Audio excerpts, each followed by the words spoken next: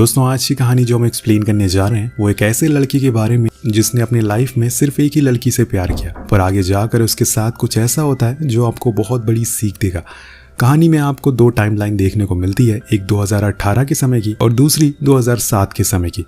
शुरुआत में हम कुछ लोगों को अपने गांव जाते हुए देखते हैं। सभी ट्रेन में एंजॉय करते हुए आगे बढ़ रहे थे और उसी में हम एक फिन नाम की लड़की को देखते हैं जिसके पास टिकट नहीं होती, इसलिए टीटी उसे बहुत सुनाता और ये देखकर वहां बैठा एक लिन नाम का लड़का उसकी मदद करता है और उसके पास जो एक्स्ट्रा टिकट होती है वो उसकी मदद से उसको अपने पास बैठा लेता है। अब लिन के और भी दोस्त वहाँ होते हैं जो अपने होम टाउन जा रहे थे।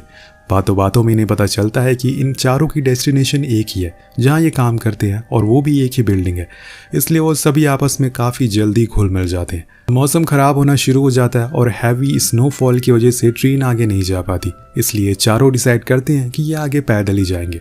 इस सफ़र में फिन और लिन के आपस में काफ़ी बातें होती है और वो उसे बताता है कि वो एक गेमर है और वो अभी इस समय एक गेम बना रहा है जिसे जल्दी वो किसी बड़ी कंपनी को बेच देगा। वही फिन उसे बताती है कि वो एक सेल्स गर्ल है। यहाँ से कहानी शिफ्ट होकर पहुँचती है 2018 में, जहाँ हम दोनों को एक प्लेन में देखते हैं जिसके बिजनेस क्लास में लिन बैठा था और इकोनॉमी में फिन। दोनों एक दूसरे को देखकर मुस्कुराते हैं, लेकिन तभी अनाउंसमेंट होती है कि प्लेन टेक ऑफ में थोड़ी डिले हो गया क्योंकि भारी स्नोफॉल हो रही है। जब ये दोनों पहली बार मिले थे तब भी ऐसा कुछ हुआ था। अब यहाँ लिन के पास बिजनेस क्लास की वजह से एयरपोर्ट वाले उसे एक अच्छा होटल रूम देते हैं, इसलिए वो फिन को भी साथ आने को कहता है, लेकिन वो मना कर देती है। लेकिन अभी वो ऐसे कहाँ भटकेगी, इसलिए वो उसके साथ चली जाती है। लेकिन रूम में एंटर होते ही दोनों एक दूसरे को अजनबियों की तरह बिहेव करते हैं, जैसे कि इनके बीच कुछ हुआ ही ना हो। तभी फिन कहती है कि हम जब भी न्यू ईयर के दिन मिलते हैं कुछ ना कुछ गलत हो ही जाता है, इसलिए हमें मिलना ही नहीं चाहिए। अब ये बात सुनकर लिन को बहुत बुरा लगता है, जो कि उसके चेहरे पर साफ दिख भी रहा था, लेकिन वो कुछ बोलता नहीं है। कहानी पास में जाती है जहाँ दोनों अपने अपने घर पहुँच गए थे, जो कि काफ़ी करीब में ही था। अब यहाँ लिन की फैमिली में बस उसके डैड थे जो बस एक रेस्टोरेंट चलाते थे। वहीं दूसरी ओर फिन की मॉम उसकी फैमिली में थी जिससे उनकी कुछ खास नहीं बनती थी। अब फिन को बाहर खेलता हुआ देखकर लिन उसके पास जाता है और उसे बातें करने लगता है कि तभी उसके डैड वहाँ आ जाते हैं और उन्हें इन दोनों की जोड़ी काफ़ी अच्छी लगती है, इसलिए वो फिन को डिनर के लिए इन्वाइट करते हैं। अब रात में लिन की पड़ोस वाली आंटी उससे पूछती हैं कि क्या वो उसकी गर्लफ्रेंड है, लेकिन तभी फिन मना कर देती है और कहती है कि हम बस अच्छे दोस्त हैं।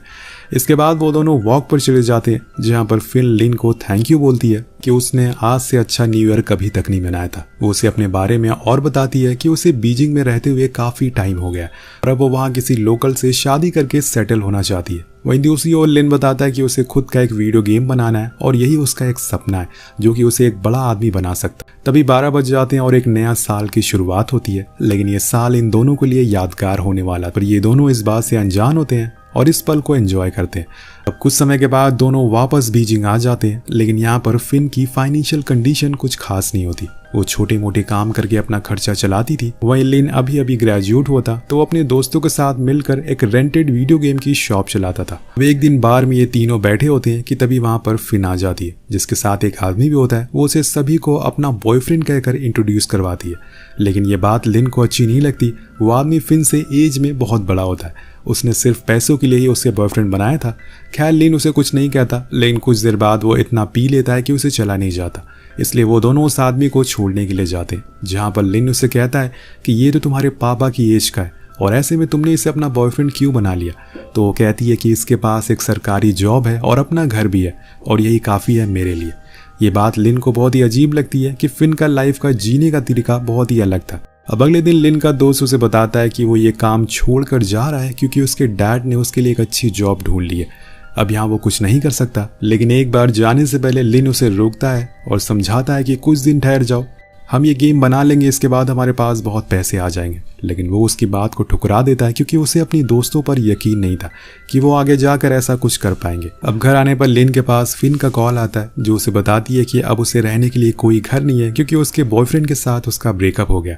इसलिए लिन बिना कुछ सोचे समझे उसे अपने घर ले आता है, पर यह घर बहुत ही छोटा होता है एज कम्पेयर टू उसके बॉयफ्रेंड के घर। उसे देखकर उसके पड़ोस वाली लड़की आकर पूछने लगती है कि क्या ये तुम्हारी गर्लफ्रेंड है। तो फिन गुस्से में कह देती है कि हाँ ये मेरा बॉयफ्रेंड है, जिसके बाद दोनों खूब बातें करते हैं। अगले दिन उसकी शॉप पर एक आदमी आता है, लेकिन जो वो वीडियो गेम मांग रहा था वो उनके पास नहीं होता, इसलिए उसका दोस्त उसे दूसरी गेम देने लगता है। लेकिन लिन मना करता है और उस आदमी को फिन की शॉप पर जाने को कहता है और इस बात से उसका दोस्त गुस्सा हो जाता है और वो भी उसे कह देता है कि अब वो उसके साथ काम नहीं कर सकता क्योंकि ये सब उसे एक टाइम वेस्ट लग रहा है। अब लिन को ये बात अंदर से तोड़ देती है क्योंकि उसके दोनों दोस्त उसे इस सफर में अकेला छोड़कर चले गए थे और इसी पल उसकी नजर फिन पर पड़ती है जो उसी आदमी के साथ कहीं जा रही थी। शायद उसने उसे अपना नया बॉयफ्रेंड बना लिया हो क्योंकि उसके पास खूब पैसे थे। अब लिन को ये देखकर एक बारी तो फिन पर बहुत गुस्सा आता है, लेकिन वो कुछ कहता नहीं है। घर आने के बाद वो फिन को अपना बेड दे देता है और खुद जमीन पर सो जाता है।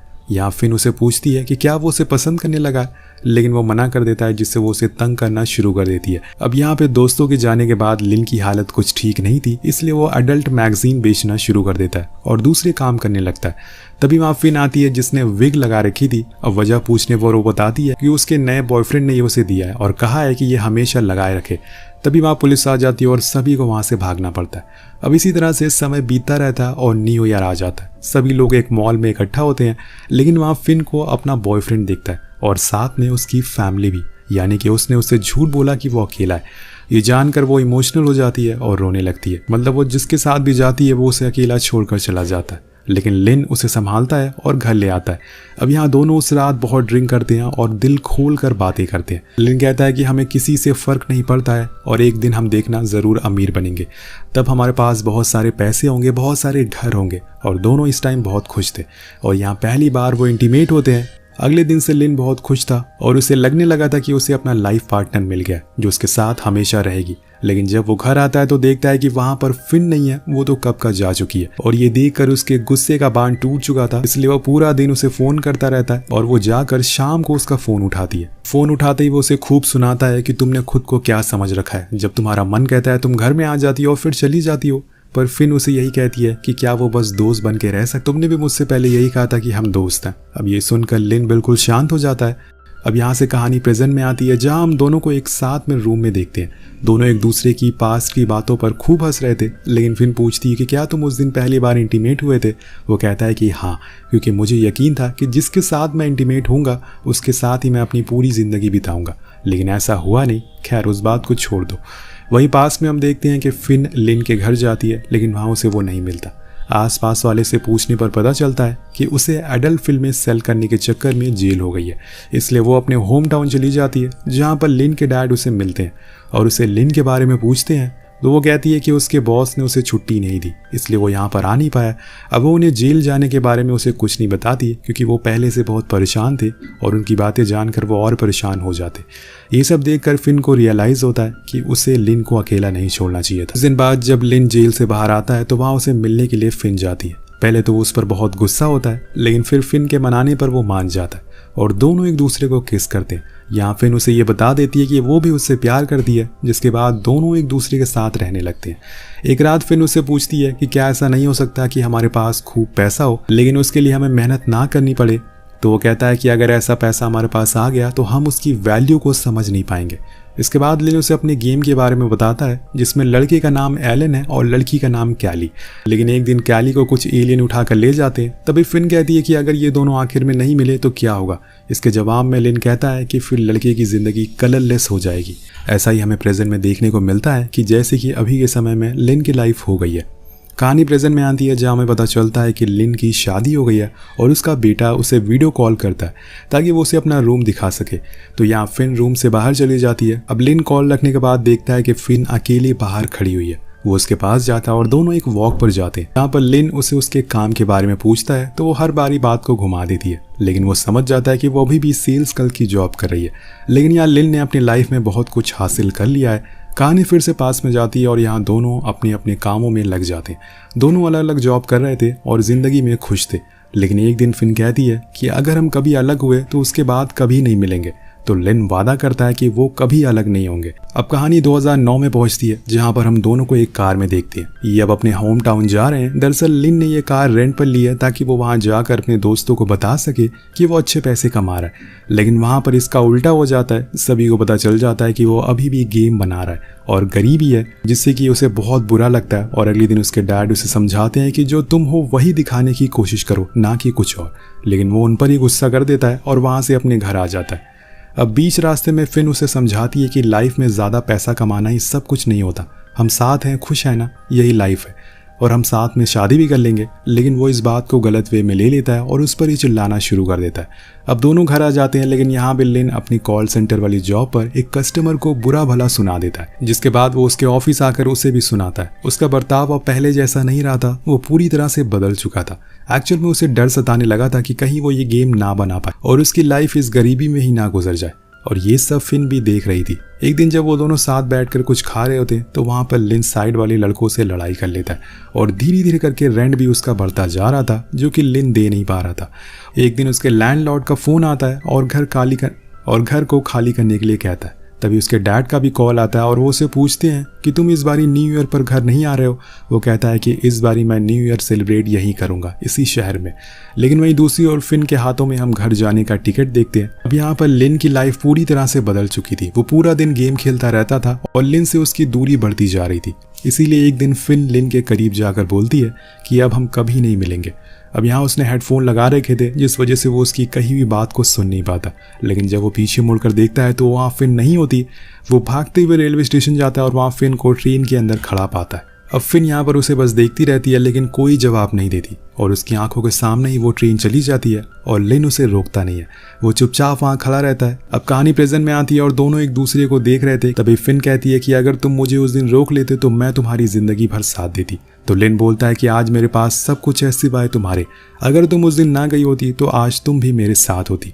फिन कहती है कि लेकिन शायद तुम आज अमीर ना होते अगर मैं उस दिन ना गई होती। अब इसके बाद दोनों होटल आ जाते हैं, जहाँ पर लिन एक जानने वाले को देख लेता है, जिस वजह से वो फिन का हाथ छोड़ देता है। अब यहाँ से दोनों एक रेंट की कार लेते हैं और अपने पुराने दिनों को याद करते हुए घर के लिए निकल जाते हैं। लेकिन यहाँ लिन आखिरकार कह देता है कि वो उसे बहुत मिस करता है और फिन भी यही कहती है कि तुमने मुझे क्यों छोड़ा।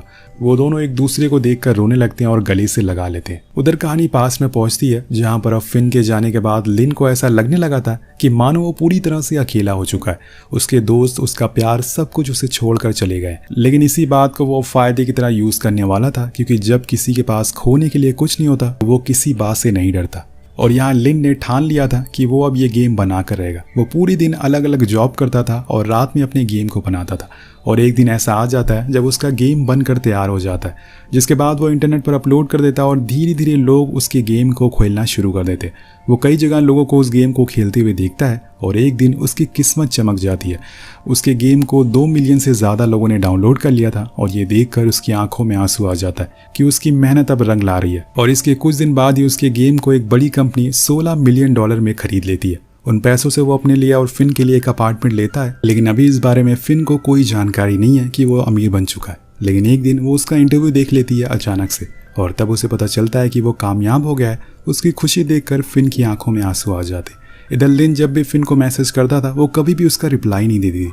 उसने बहुत कोशिश करी कि वो उससे बात कर सके। एक दिन वो उसे मैसेज पर लिखी कि वो अपने डैड को उसके और खुद के ब्रेकअप के बारे में नहीं बताया, इसलिए वो चाहता है कि इस बार न्यू ईयर पर वो घर में साथ जाए। लेकिन वो इसका भी रिप्लाई नहीं देती। पर जब वो घर जाता है तो वहाँ पर फिन पहले से ही उसके डैड के पास मौजूद थी, क्योंकि अब वो बहुत बूढ़े हो चुके हैं। उन्हें देखकर लिन उनसे शहर चलने को कहता है, लेकिन वो मना कर देते हैं, जिससे लिन गुस्सा होकर वहाँ से बाहर आ जाता है। उसके पीछे पीछे फिन भी आती है और उससे कहती है कि तुम्हें अपने डैड से ऐसे बात नहीं करना चाहिए। तो वो कहता है कि तुम्हें पता है, जब मुझे अपना पहला चेक मिला तो उससे मैंने सबसे पहले अपने लिए घर खरीदा।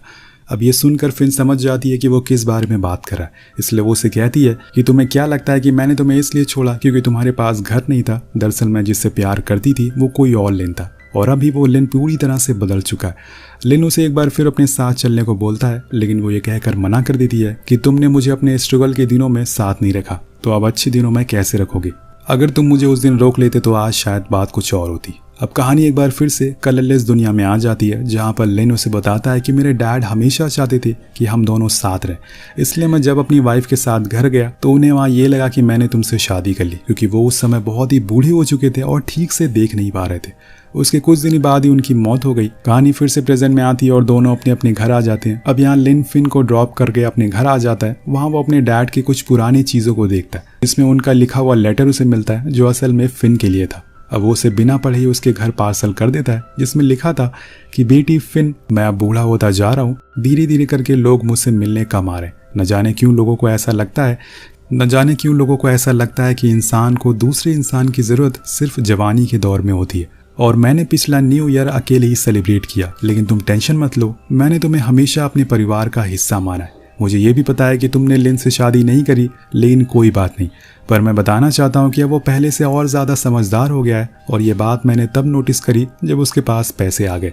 वो तुम्हें हमेशा मिस भी करता है। मैं चाहता हूँ कि तुम दोनों जैसी ज़िंदगी चाहते हो वैसी जियो और हमेशा खुश रहो। आखिर में वो लिखते हैं कि जब भी तुम बीजिंग की भाग दौड़ वाली दुनिया से थक जाओ तो यहाँ गाँव आ जाना मेरे पास। लेटर के पढ़ने के बाद वो इमोशनल हो जाती है और लिन के बनाए हुए गेम को खेलती है। उसने उसे बताया था कि इस गेम में उसने एक चीज़ को सीक्रेट छुपाई है जो बहुत ही कम लोग को मिलती है। अब उस रात फिन उस गेम को पूरा करती है और अगली सुबह दोनों कैरेक्टर एक दूसरे से मिल जाते हैं, जिसके बाद रील और रियल दोनों जिंदगी कलरफुल हो जाती है। असल जिंदगी में ये दोनों कभी मिल नहीं पाए, लेकिन गेम में हर रोज किसी न किसी तरीके से इवान और कैली मिल जाते हैं, जिसके साथ ये कहानी यहीं खत्म हो जाती है।